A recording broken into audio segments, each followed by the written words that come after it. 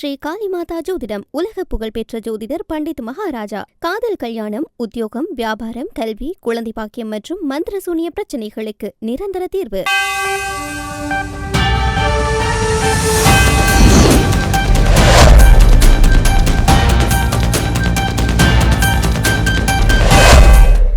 Mix and much உங்களை வரவேற்றுக் கொள்கிறது. ஈரானுடனான அமெரிக்க கொதிநிலையை எப்போதும் தணியாமலும் அதன் வீரியம் குறையாமலும் பார்த்து கொள்வது இஸ்ரேலிய உளவுத்துறையின் ஒரு முக்கியமான மிஷன். இவ்வாறான ஒரு மிஷனின் பின்னணியில் கடந்த ஒரு வார காலமாக ஈரானின் முன்னாள் அதிஉயர் ஆன்மீக தலைவர் அலி கமேனியின் இறுதி நிகழ்வுகளில் வெளிப்பட்ட ஈரானியர்களின் ட்ரம்ப் மீதான சீற்றத்தை முதலீடாக வைத்து கால நேரம் பார்த்து இஸ்ரேலிய மொசாட் ஒரு உளவு தகவலை வெளியிட்டது.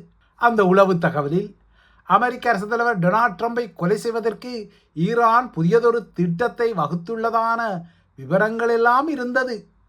இந்த விவரங்களை இஸ்ரேலிய மொசாட் சிஐஏயிடம் கையளித்துக் கொண்டது.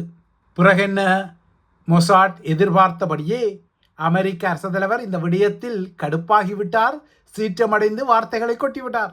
அதாவது தன்னில் கை வைக்க, அதாவது தன்னை போட்டுத்தள்ள ஈரான் சதிகளை செய்தால், இல்லை என்றால் அந்த சதிகளை முயற்சித்தால் அந்த நாட்டை 1000 ஏவுகணைகள் கொண்டு அழித்து விடுவேன் என உரித்திர அவதாரம் காட்டியிருக்கிறார் ட்ரம்ப்.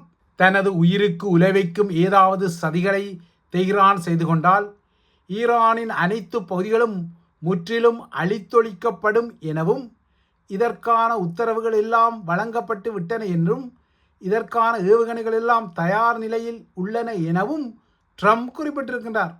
ஆனால் இந்த சதி குறித்து, அதாவது ட்ரம்பை கொலை செய்ய ஈரான் திட்டமிடுவதான சதி கதைகள் குறித்து மொசாட் உசுப்பேற்றி கொண்டதோ இல்லையோ, டொனால்ட் ட்ரம்பை கொல்வதற்கு ஈரானிடம் சதி திட்டங்கள் எதுவும் இல்லை என யாரும் கருதி கொள்ள முடியாது.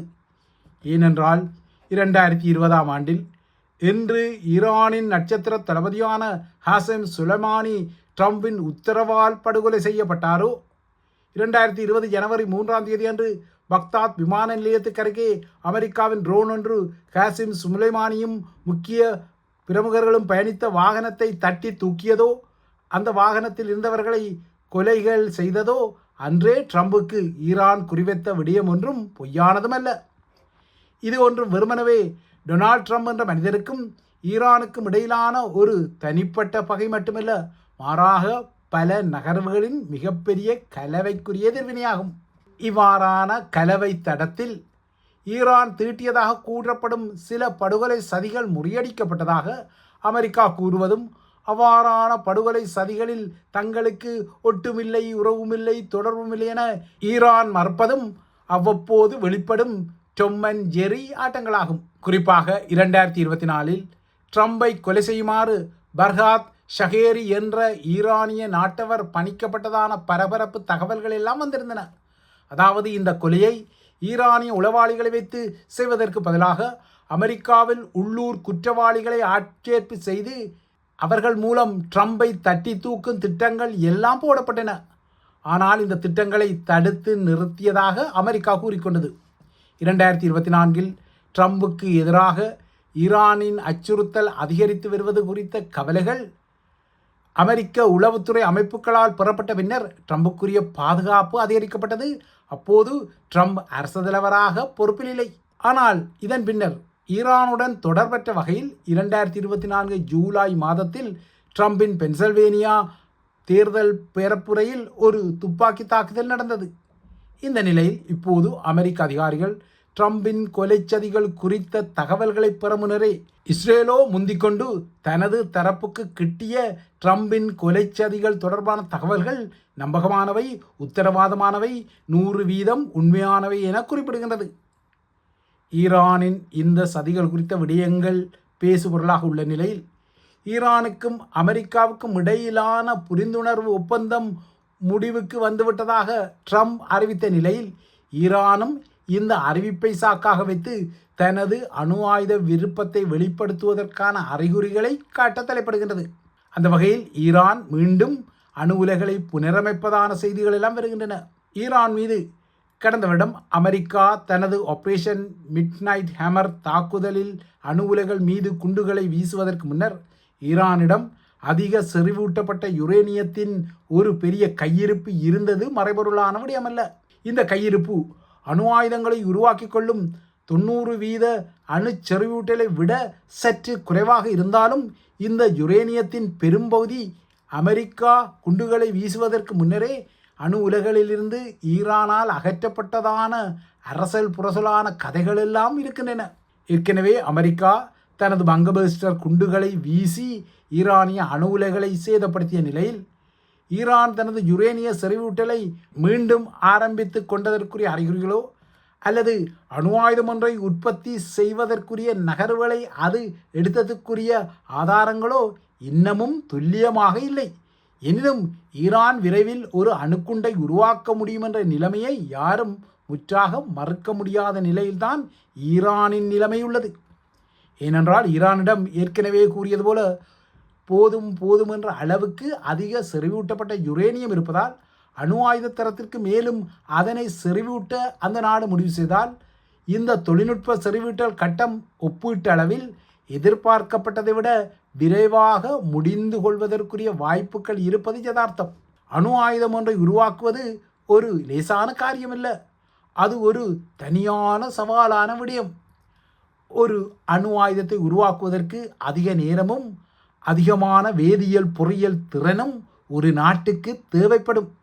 இந்த துறையில் ஈரான் பெரிதும் முன்னேறியுள்ளதா இல்லையா என்பதுதான் வாத பிரதிவாதங்களாக கடந்த பல வருடங்களாக இருக்கும் போதிலும் கடந்த வருடம் அதன் அணு உலைகள் மீது விழுந்த குண்டுகள் அது ஏறக்குறைய அணுக்குண்டொன்றை நெருங்கி விட்டதை ஆதாரப்படுத்தி கொண்டன. இப்போது கூட அமெரிக்காவுக்கும் ஈரானுக்கும் இடையிலான புரிந்துணர்வு ஒப்பந்தத்தில் ஈரானிடம் இருக்கும் செறிவூட்டப்பட்ட யுரேனியத்தை ஒப்படைக்க வேண்டும் என்ற அம்சங்கள் உள்ளன. இதனை நேற்றும் அமெரிக்க அதிகாரிகள் செய்தியாளர்களிடம் வலியுறுத்தி தெரிவித்தனர்.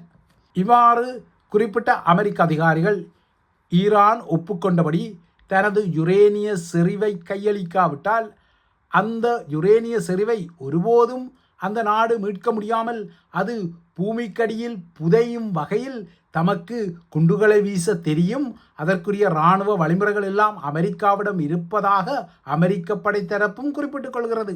கடந்த கோடையில் அமெரிக்கா ஈரான் மீது வீசிய பங்கபஸ்டர் குண்டுகளுக்கு முன்னரே செறிவூட்டப்பட்ட யுரேனியம் அணு உலைகளில் இருந்து ஒருவேளை அகற்றப்பட்டிருந்தால் அதன் விளைவுகள் எப்படி இருக்கும் என்பது இன்னொரு மாத்தி யோசி பாணியிலான விடயம்.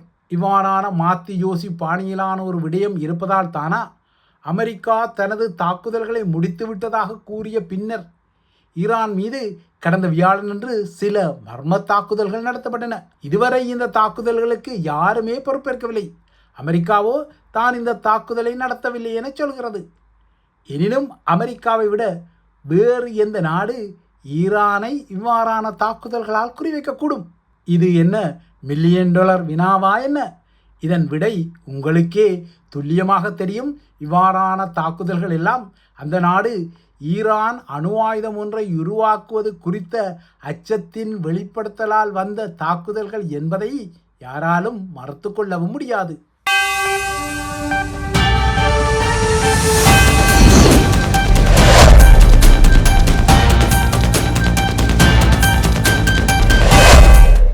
ஸ்ரீ காளிமாதா ஜோதிடம் உலக புகழ்பெற்ற ஜோதிடர் பண்டித் மகாராஜா. காதல், கல்யாணம், உத்தியோகம், வியாபாரம், கல்வி, குழந்தை பாக்கியம் மற்றும் மந்திர சூனிய பிரச்சனைகளுக்கு நிரந்தர தீர்வு.